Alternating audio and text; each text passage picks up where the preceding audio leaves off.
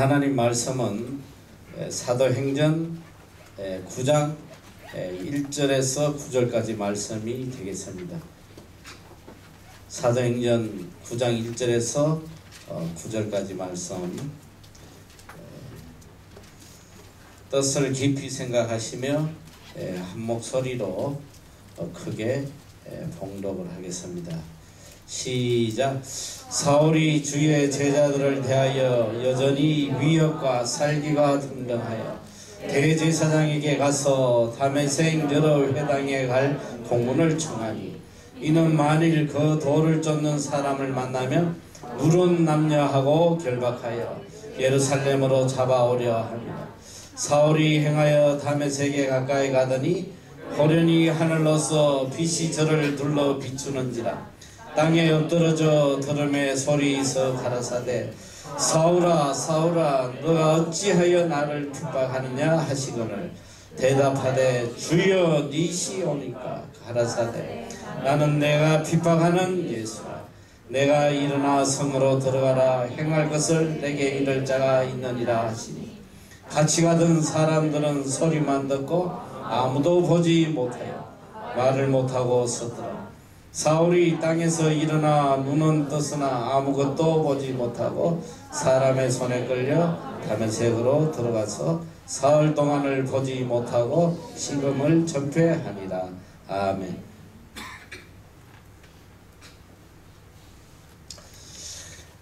신들러 리스트라는 유명한 영화가 있습니다. 이 영화는 2차 대전 말기 폴란드에서 실제로 있었던 일을 만든 실화입니다. 이 신들러라는 사람은 독일군에게 이렇게 뇌물을 주면서 유대인이 경영하던 공장을 인수해 가지고 돈 버는데 혈안이 되어 있었어요. 인건비가 거의 들지 않기 때문에 어떻게든 수용소에 갇혀 있는 유대인들을 고용해서 쓰게 됩니다. 그러다가 어느 날 우연히 그 공장에서 일했던 사람들이 아우슈비츠 수용소에서 하나 둘씩 이렇게 가스실에서 참혹하게 학살당한다는 것을 알게 되었어요. 그 이후로 그는 변해가기 시작합니다. 그의 양심이 움직였고 어떻게든 이 유대인들을 수용소로부터 구출해야겠다, 그는 결심하게 됩니다. 유대인들을 자기 회사에 고용하게 되면 일단은 그 죽음의 가스실에서 구하는 것이기 때문에 그는 독일군 장교들에게 뇌물을 주면서 이런저런 사람이 꼭 필요하다는 이유를 대고 유대인들을 한 명 한 명씩 공장으로 데려오게 됩니다. 사업의 수익과 아무런 관계없이 한 명이라도 더 구출해내려고 그는 마음을 다해요. 정말 일꾼이 필요한 것처럼 해서 이렇게 리스트를 만들어 가지고 한 명이라도 더 구해내려고 발부동을 칩니다. 자기가 아는 사람의 명단을 최대한 기억해서 명단을 작성해서 독일군 장교에게 빼내줄 것을 요청을 해요. 그렇게 해서 그가 수용소에서 구해낸 사람이 무려 1100명이나 됩니다. 중요한 것은 이 신들러 리스트, 이 신들러가 작성한 명단에 이름이 오른 사람은 생명을 구하게 된 것이죠. 영화의 끝장면에 보면 마침내 2차 대전이 끝나고 독일은 망하게 되고 이 공장 종업원 들인 유대인들은 이 사장인 신들러에게 몰려들어서 목숨을 살려준 것에 대해서 깊은 감사를 표하는 장면이 나옵니다. 그러자 신들러는 더 많은 사람을 살려내지 못한 것에 대하여 돌이켜 마음 아파하고 죄스러하고 안타까워해요. 자기의 성령차를 보면서 이걸 팔았더라면 내가 유대인 10명은 더 구할 수 있었을 텐데, 또 자기의 시계와 결혼 반지를 팔았더라면 최소 2명은 더 구할 수 있었을 텐데 하면서 후회하는 그런 장면이 나와요. 참 훌륭한 사람입니다. 그래서 지금도 이스라엘에 가면 이 신들러를 기념하는 기념비가 세워져 있고, 그를 이스라엘의 최고의 영웅으로 지금도 대접을 하고 기억하고 있습니다. 사람은 누구를 만났냐에 따라서 거의 일생이 변하게 돼요. 때로는 살기도 하고 죽기도 해요. 만남이라는 것이 이렇게 중요합니다. 사람에게는 흔히 일생에 중요한 3번의 만남이 있다고 해요. 첫째는 바로 부모님과의 만남이에요. 어떤 부모를 만나느냐, 굉장히 중요하죠. 둘째는 스승과의 만남, 어떤 스승을 만나느냐, 이것도 내 일생을 좌우하게 됩니다. 셋째는 배우자의 만남이에요. 어떤 배우자를 만나느냐에 따라서 또 일생이 좌우가 돼요. 누구를 만나느냐에 따라 그 인생이 송두리째 변해버려요. 저는 요즘 와서 이 만남이라는 게 얼마나 중요한 것인가, 가끔 뉴스를 보다 보면 길 가다가 그냥 우연히 부닥친 한 사람을 잘못 만나서 그만 죽임을 당하고, 또 이사를 갔는데 이웃집에 악한 인간들이 살았어요. 애꿎은 죽음을 당하고, 이게 참 평생을 살아가면서 누구를 만나느냐. 그래서 이 만남에 대해서 정말 기도하며 살아야 된다, 그걸 느껴요. 일평생 내가 최선을 다해 살아도 한순간에 만나서 안 될 한 사람을 만나면 인생이 다 무너져 버리더란 말이에요. 너무나 중요한 거예요. 또 인생은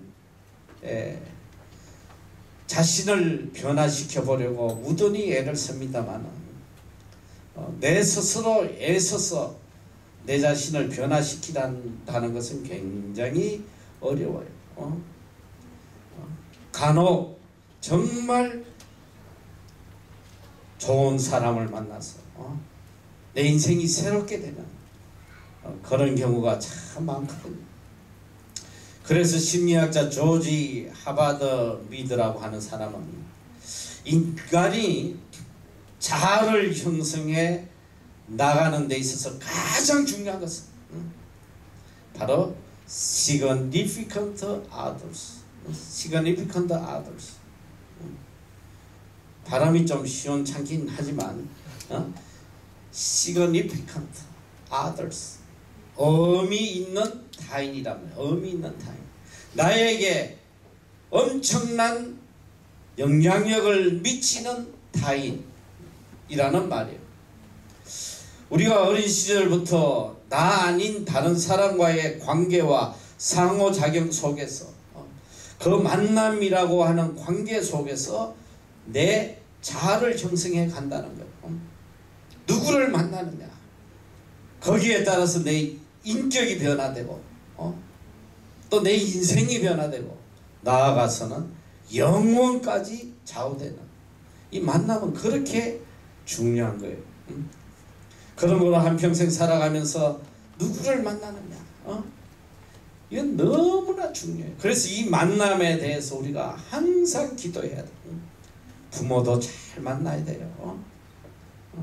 이 부모 잘 만난 것도 얼마나 큰 축복인지 몰라. 적어도 오늘 여기 이 자리에 있는 여러분들은 부모에 대해서 감사할 줄 알아야 돼.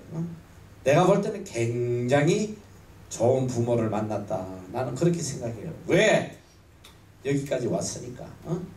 여기까지 온 게 다 그래도 부모님 잘 만나서 왔다. 그리고 친구도 잘 만나야 돼요. 친구 하나 잘못 만나서 인생 끝난 사람 한두 명이 아니야. 그리고 아내도 잘 만나야 되고 남편도 잘 만나야 돼요. 이 만남이라는 거 보통 세상에서 인연이라고 그래. 인연이라고 이야기하지만은 우리 믿는 사람은 인연이 아니에요. 이 속에 하나님의 놀라운 은총이 있음을 그걸 우리가 깨달아야 돼. 만남 속에 하나님의 큰 은총이 있다. 이걸 깨달아야 된단 말이야. 32년 동안 방탕했던 아무 소망이 없었던 이 어거스틴이 밀라노에서 암브로시우스라는 스승을 만남으로 인해 가지고 그는 그리스도께 귀하고 위대한 성자가 돼요. 도저히 인간으로서의 삶을 살 수 없었던 이런 헬렌 켈러 같은 이런 사람도 설리반이라는 위대한 스승을 만남으로 위대한 세계를 변화시키는 위대한 인물이 될 수 있는 거예요. 누구를 만나느냐. 내 인생이 송두리째 변한다는 거예요. 그래서 항상 우리는 만남에 대해서 기도해야 돼요. 하나님께. 인터넷에 보니까 이 만남에 대한 재밌는 글이 하나 있어서 소개를 하려고 그래요. 이런 글이 있어요. 만남. 가장 잘못된 만남은 생선과 같은 만남이다. 만날수록 비린내가 묻어오니까. 가장 조심해야 할 만남은 꽃송이 같은 만남이다. 비어 있을 때는 환호하다가 시들면 버리니까. 가장 시간 아까운 만남은 지우개 같은 만남이다. 금방의 만남이 순식간에 다 지워져 버리니까. 가장 아름다운 만남은 손수건 같은 만남이다. 힘이 들 때는 땀을 닦아주고 슬플 때는 눈물을 닦아주니까. 여러분은 어떤 만남을 갖고 있어요? 최근에 내가 참 이건 아름다운 만남이다 감동을 받은 한 이야기가 있어요. 이미 오래전에 일어난 이야기인데 제가 이걸 늦게 알게 됐는데 참 감동적인 내용이에요. 세계 3대 테너가 있죠. 세계 3대 테너가 누구야? 별 소망이 없어. 세계 3대 테너는 플라시도 도밍고, 또 호세 카레라스, 루치아노 파바로티, 이 사람이 세계 3대 테너라고 그래요. 근데 파바로티는 얼마 전에 너무 많이 먹어가지고 죽었어. 너무 뚱뚱해가지고. 이 플라시도 도밍고와 호세 카레라스의 만남, 아주 감동적인 만남의 이야기가 있어요. 이 플라시도 도밍고는 1941년, 또 호세 카레라스는 1946년에 스페인에서 태어나요. 같은 나라에서 태어나는데 같은 스페인이지만은 도밍고는 스페인 마드리드에서 태어나요. 그런데 이 카레라스는 스페인은 스페인인데 스페인의 식민지 같은 스페인이 점령했던 땅, 이 스페인의 자치령인 카탈루나 지역에서 태어나요. 같은 스페인이지만 그들은 원수예요. 서로가 서로를 정오하고 미워하고 그래요. 그래서 이 카탈루나 사람들은 어떻게든 이 스페인의 자치령에서 벗어나려고 독립운동을 하고 투쟁을 하고 이러는데 이 세계적인 두 테너 또한 서로에게 이런 적대감이 있었어요. 극기야 논쟁 중에 호세 카레라스가 폭탄 선언을 해요. 앞으로 나는 도밍고가 나오는 무대에 절대 함께 서지 않겠다. 먼저 선언을 합니다. 도밍고 또한 열받아가지고 나도 절대 같이 안 한다. 이렇게 해서 둘 원수가 돼버렸는데, 이렇게 원수로 쭉 생활을 하는데 어느 날 호세 카레라스에게 심각한 문제가 생깁니다. 그게 뭐냐면 1987년에 백혈병에 걸리게 됩니다. 죽게 됩니다. 그래서 그는 골수 이식과 수혈 등으로 그가 가지고 있던 많은 재산을 다 탕진해버려요. 미국의 유명한 병원에 가서 치료를 받으면서 그가 가졌던 모든 걸 다 탕진하고 이제 경제적 한계에 부딪혀서 치료를 더 이상 못 받게 되었을 때에 그는 치료를 마치기 위해서 여기저기 알아보던 중에 스페인 마드리드 지역에 백혈병 환자를 돕는 에르모사라는 재단이 있다는 걸 알게 됐어요. 그래서 그 재단을 통해서 치료비를 지원을 받아가지고 그가 완쾌가 돼요. 완쾌가 돼서 그는 다시 노래를 하게 되고 그가 이제 좀 다시 정상에 올라와서 그는 이 에르모사라는 재단에 대해서 너무나 감사해서 나도 이 재단에 후원하는 사람으로 살아야겠다. 그래서 이 재단에 기부를 하려고 이제 가입을 하려고 하는데 그가 이 재단의 정관을 읽던 순간 그는 깜짝 놀라게 돼요.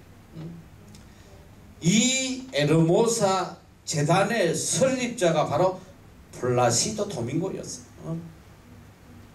내막은 이래요. 플라시도 도밍고가 호세 카레라스가 도움의 손길이 필요한 걸 알았으나 이 자존심 강한 카레라스가 절대로 도밍고의 도움을 안 받는 걸 알고 있었기 때문에 어떻게든 그를 돕기 위해서 그는 극비리에 이 에르모사라는 백혈병 재단을 만들어요. 몰래 만들어서 이 카레라스를 돕게 해요. 그 자존심에 상처를 주지 않기 위해서 극비리에 돕게 합니다. 나중에 이 사실을 한 호세 카레라스는 도밍고가 공연을 할 때에 그 공연장을 찾아가요. 그래서 그 많은 청중들 앞에 무대에 올라가서 무릎을 꿇고 공개적으로 감사의 인사를 합니다.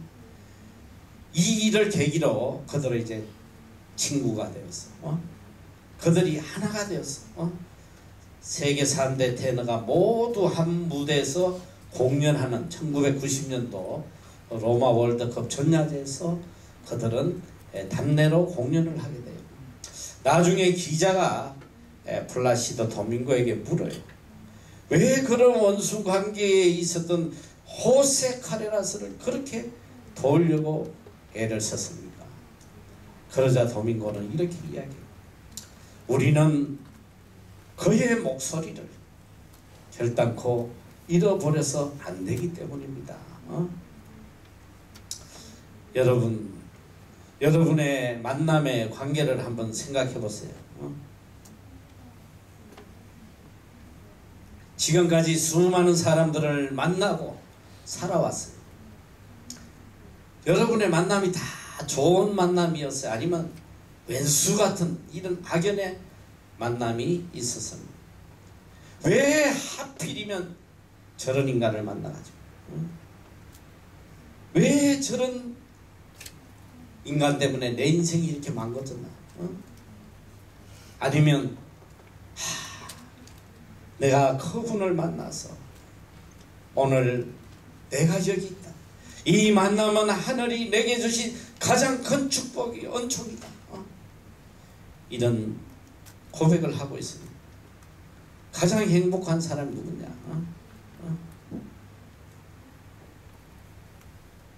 자기 부인을 보고 또 자기 남편을 보고 내가 당신을 만나, 당신이 나를 만난 것이 하늘이 맺어준 가장 큰 축복이다. 일평생 이렇게 고백하고 살 수 있다면 이거보다 더 큰 축복이 어디 있어요? 가장 불행한 사람이 뭐냐? 아유, 이 왼수, 내가 왜 하필 그때 저 인간을 만나가지고 내 인생이 이렇듯 비참한 거야. 평생 슬피 울며 이를 갈며 살아. 요즘 지금 얼마나 충격적인 게 한국의 항혼이혼이 세계 제1인데, 어쨌든 이혼은 다 세계 제1인데 이 60세 넘은 항혼이혼의 이 수치가 젊은 사람들 이혼율보다 훨씬 높다는 거예요. 늙어가지고 이제 자식 다 키워놓고 이제 홀가분하게 헤어지겠다. 이 항혼이혼율이 뭐 급상승하고 있어요. 일평생을 살다가 이렇게 왼수로 헤어진다는 거, 이게 얼마나 안타까워요. 누구를 만나느냐에 따라서 일생을 행복하게 살 수도 있고 불행하게 살 수도 있어요. 또 살 수도 있고 죽을 수도 있어요. 한 감동적인 이야기를 또 소개해 줄 텐데, 한 소년이 수영을 하다 그만 물에 빠져 죽게 됐어요. 막 허우적거리고 죽어가는데 마침 그 근처에 있던 한 농부의 아들이 뛰어들어왔어. 그를 구출해 줍니다. 이 도움을 받아서 산 소년은 청년이 됐어.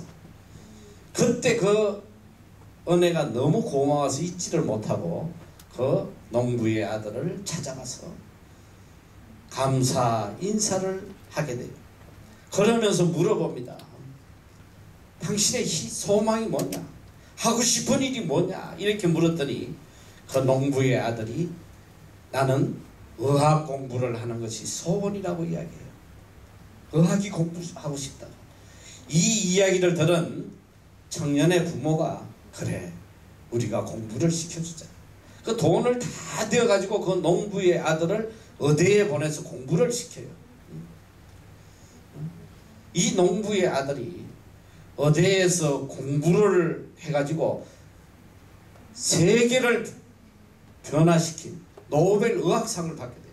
그가 개발한 게 뭐냐면 바로 항생제 페니실린이에요. 페니실린을 개발하는데 또 이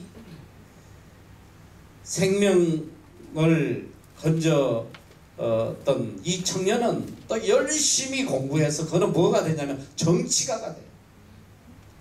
정치가가 되는데 그도 위대한 정치가가 됩니다. 이 소년은 2차 세계대전 중에 폐렴에 걸려서 죽게 됐어요. 그때 이 농부의 아들이 발견한 페니실린 덕분에 그는 생명을 찾게 됩니다. 이 사람이 누구냐? 바로 윈스턴 처칠이에요. 그리고 이 페니실린을 발견한 농부의 아들은 알렉산더 플레밍이에요. 이 둘의 만남, 서로가 서로를 구해주는 이 참 만남의 신비예요. 여러분, 이 땅에서도 이렇게 서로의 만남이 이렇게 중요해요. 그런데 영혼을 생각한다면 이 만남이 얼마나 중요하냐 이거죠. 그리스도와의 만남, 이것은 우리 삶의 가장 큰 축복이에요. 이보다 더 큰 축복은 없습니다. 예수 그리스도의 만남, 이거는 특별한 하나님의 은총임을 깨달아야 돼요. 예수 그리스도를 만나고 싶다고 아무나 만나지는 게 아니에요. 오직 하나님의 은혜로, 은총으로 이 만남이 이루어진다는 거죠. 한때 우리나라에 굉장히 유명했던 성철 스님이라는 분이 한 분 계셨어요. 이분이 오래전에 세상을 떠났는데 그는 일평생 진리의 길을 만나기 위해서 무지무지 애를 쓴 사람이에요. 전 불교도가 존경하는 그런 위대한 스님이었대. 그런데 그가 마지막 죽으면서 유언을 했는데 아주 위대한 말을 하고 갑니다. 이렇게 이야기해요. 내가 일평생 수많은 남녀 무리를 진리가 아닌 것을 진리로 속여 내 죄가 숨이 산을 넘는도다. 산채로 무간 지옥에 떨어지니 한이 만갈래나 되는도다. 그가 최후로 남긴 말은 길과 진리와 생명을 저희는 찾지 못했다는 거예요. 일평생 거짓말만 하다 생을 마감했다. 천추에 한이 된다고 고백을 했어요. 길이여 진리여 생명이신 예수 그리스도를 만났다는 이것보다 더 큰 축복과 은혜는 없습니다. 그런데 충격적인 것은 내가 무엇을 찾아가서 만나는 것을 당구적 만남이라고 해요. 그런데 타인이 나를 찾아와서 만나줄 때 이것은 은총적인 만남이라고 해요. 인연이 아니라 은총이라는 거죠. 내가 주님을 찾아가서 만난 것이 아니라 주님이 친히 직접 나를 찾아오셔서 만나 주셨다는 거예요. 이것이 바로 은총적 만남이에요. 우리에게 주신 특별한 은총이라는 거, 이걸 깨달아야 돼요. 오늘 본문에 사도 바울의 회심에 대한 이야기가 나와요. 바울이 예수 그리스도를 만나서 새 사람이 되는 장면이, 이 이야기는 사도행전에만 무려 3번이나 기록이 돼요. 사도 바울 그 한 사람의 은총적 만남으로 인하여 세상이 변해버렸어요. 역사가 바뀌어버렸답니다. 일평생 바울이 자기가 만난 예수 그리스도를 증거함으로 인해서 오늘 우리에게까지 이 복음이 들어왔다는 사실, 이게 얼마나 놀라워요. 오늘 본문에 보면 바울과 그리스도의 만남이 나옵니다. 이것은 우연한 만남이 아니에요. 예수 그리스도의 강권적 역사로 이루어지는 만남이에요. 바울이 그리스도를 찾아간 게 아니라 그리스도가 친히 바울을 찾아오시는 거예요. 강권적이고 일반적인 만남이에요. 바울이 누굽니까? 바울은 예수 믿는 사람들을 잡아 죽이는 악랄 분자였어요. 바리새인 중에 괴수였단 말이에요. 지금도 예수 믿는 자를 죽이기 위해서 이 다메섹을 향해서 혈기가 가득 차서 가고 있는 그 길이에요. 그때 주님께서 그의 앞에 나타나신 사울아 하고 그의 이름을 부릅니다.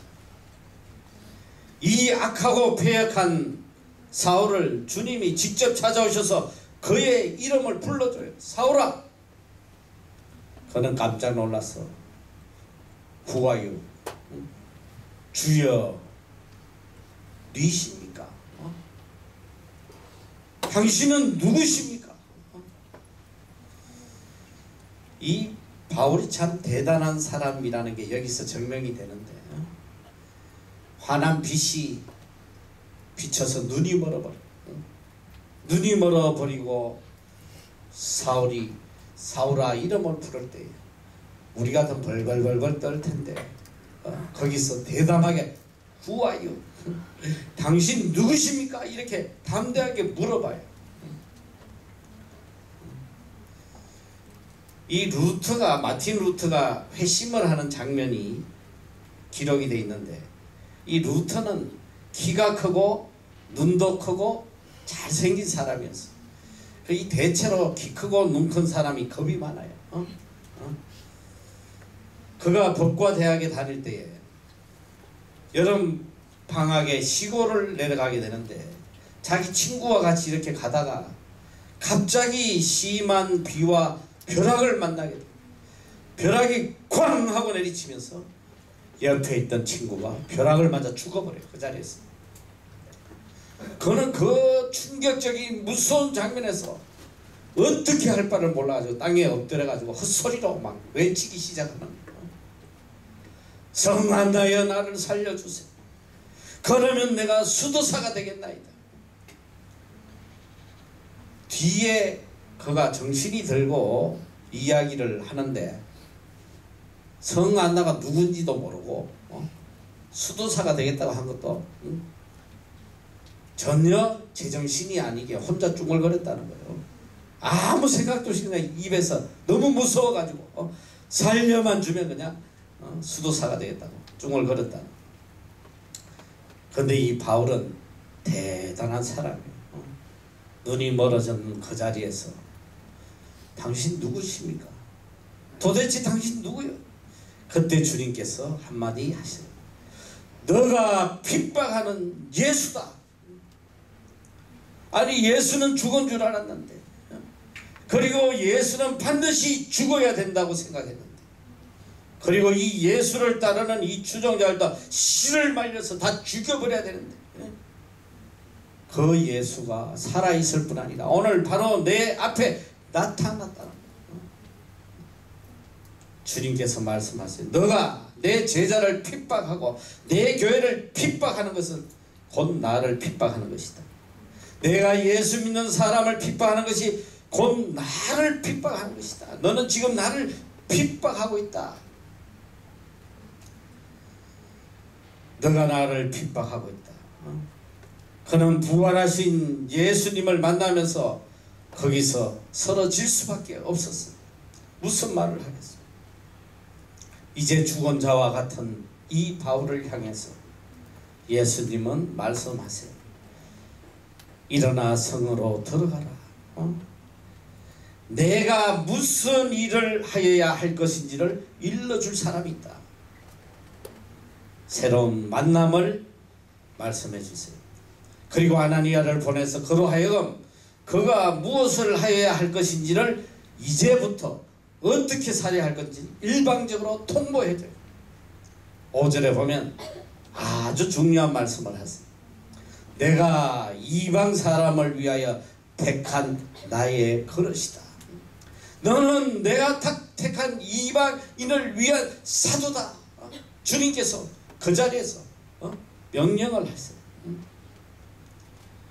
아니 사도 바울이 누굽니까? 내가 일평생 예수 믿는 사람 죽이고 핍박하던 사람이에요. 스데반을 돌로 쳐 죽이던 사람이에요. 내가 어떻게 예수를 전거할 수 있겠어요? 이 악한 자가.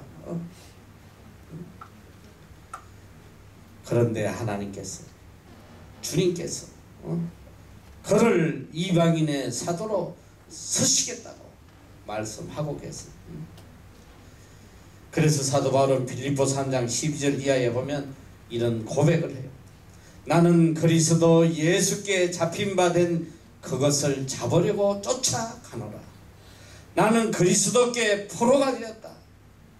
내가 살고자 하던 방향은 이게 아니었다. 내가 사랑했던 것도 이게 아니었다. 내가 목적 삼았던 것도 이것이 아니었다. 그런데 나 같은 죄인을 예수 믿는 자를 죽이고 핍박한 나를 붙들어서 주의 사람으로 만들었기에 이제 그리스도께 잡힌 바 된 그것을 잡으려고 나는 쫓아간다. 이렇게 고백을 하고 있습니다. 예수 그리스도를 만나는 순간 그의 삶의 방향과 목적이 한순간에 송두리째 바뀌어버린 거예요. 죽음의 길에서 생명의 길로, 헛된 길에서 가치 있는 길로, 이생의 길에서 영원의 길로 절망에서 소망으로, 사망에서 생명으로 그의 삶이 송두리째 바뀌어버립니다. 예수 그리스도를 만나고 이 만남에 오로지 하나님의 강권적 은총이 있었다는 거, 이걸 우리는 잊어서는 안 돼요.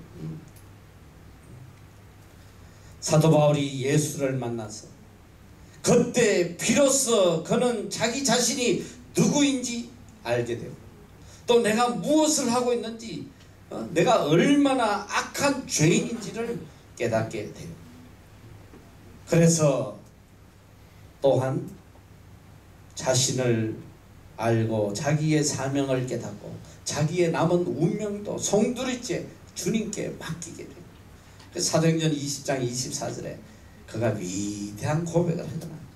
나의 달려갈 길과 주 예수께 받은 사명, 곧 하나님의 은혜의 복음을 증거하는 일을 마치려 하며 나의 생명을 조금도 귀한 것으로 여기지 아니하노라.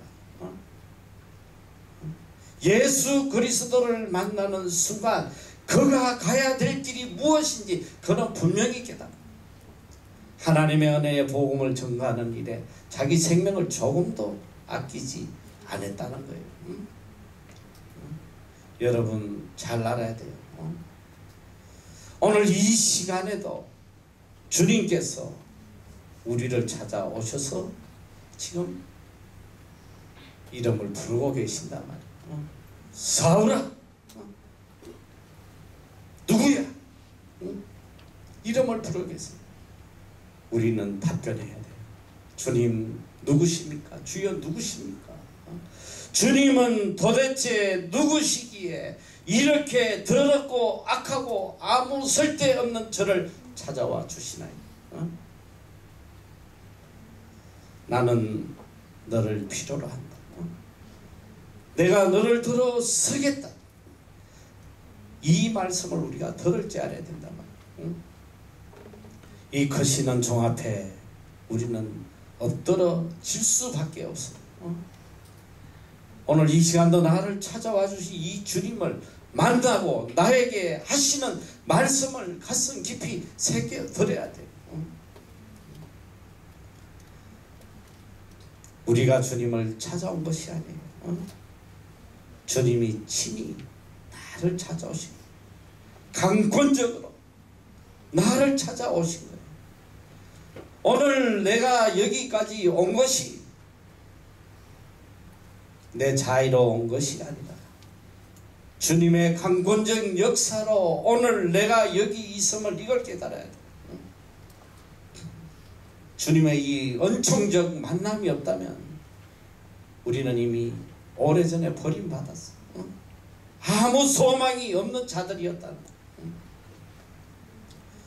저도 뒤돌아보면 참 주님 앞에 악을 많이 행했어. 얼마나 악을 행했는지요. 정말 길이길이 참으시고 끝없이 찾아오시더라. 우리가 말로만 하나님의 사랑은 위대하고 하나님의 사랑은 오래오래 참으시고, 여러분 그 말로 이해되지 않아요. 하나님의 참으심이라는 것은 하나님의 사랑의 이 끝이라는 것은 우리가 상상할 수가 없을 만큼 인내하시는 분. 이제 구약 성경을 공부하다 보면 알겠지만 구약의 역사가 뭐냐, 창세기부터 말라기까지 끝없이 하나님의 사랑을 보여주는 거예요. 그 반면에 끝없는 인간의 배신이야. 끝없이 배신하나 끝까지 우리를 사랑하고 사랑의 끈을 놓지 않는 구약 성경, 그걸 가르쳐주는 거예요. 저도 제 인생을 돌아보면 정말 기가 찬 거예요. 정말 나는 하나님 같아 오래전에 그냥 갖다 버렸을 것 같아. 수도 없이 기적을 보여주시고 하도 안 돌아오니까 이 참 엄청난 교통사고를 통해서 이 어린아이들도 치여 가지고 말이지, 있을 수 없는 그런 기적 속에 또 그 아이를 살려주시고, 아이만 살려주시면 내가 주의 종이 되겠다고 막 울부짖고 난리쳐서 하나님 또 그 어린아이를 살려주고, 그리고 또 타락하다 또 얼마 있다가 또 배신해. 그럼 나중에는 그냥 하나님이 저를 직접 때리신 거야. 교통사고로 그냥 빙신이 되도록 때려. 그렇게만 해주시면 그냥 주의 일 하겠다고 막 울고 난리쳐서 걷게 해주셨더니, 그리고 또 3년을 또 방황해서 세상에서 또 죽어도 신학하기 싫어. 그래가지고 나중에 죽게 돼가지고 여기 왔는데, 여기 와서 신학에 들어와가지고도 막 죽어도 하기 싫어가지고 어떻게든 이 신학 안 해보려고 막 뱀장어 장사도 해보려고 찾아다니고 막 고물 장사도 해보려고 그러고 별짓거리를 다 하고 돌아다니고, 정말 하나님이 얼마나 길이 참고 강권적으로 우리를 만나주시고 이끌어가 주시는지, 여러분 이 하나님의 은총적 만남, 이걸 잊어서는 안 돼요. 오늘 우리 삶에 예수 그리스도의 만남이 없었다면 우리는 아무 소망도 없는 자들이에요. 절망 속에서 고통 속에서 죽어갈 자들이란 말이에요. 주님이 우리를 만나 주심으로 인해서 우리에게 영원한 소망을 주시고 부활의 생명을 주시고 영원한 생명을 주시고 영원토록 주님과 더불어 하나님의 자녀로서 왕노릇하도록 우리를 이끌어가고 계신다는 것. 우리를 만나주신 주님의 은혜에 깊이 감사 감격해야 돼요. 그리고 지금 우리를 만나서 우리에게 전해주시는 이 사명을 잊어서는 안 된단 말이에요. 왜 내가 너를 불렀는지 내 사명을 기억하라는 거예요. 왜 우리가 예수를 믿어요? 왜 주님 안에서 우리가 살아간다고 고백을 하냐 말이에요. 내가 너를 이방인의 사도로 택정했다. 주님께서 강하게 바울에게 사명을 주셔요. 내가 너를 이방의 사도로 택정했다.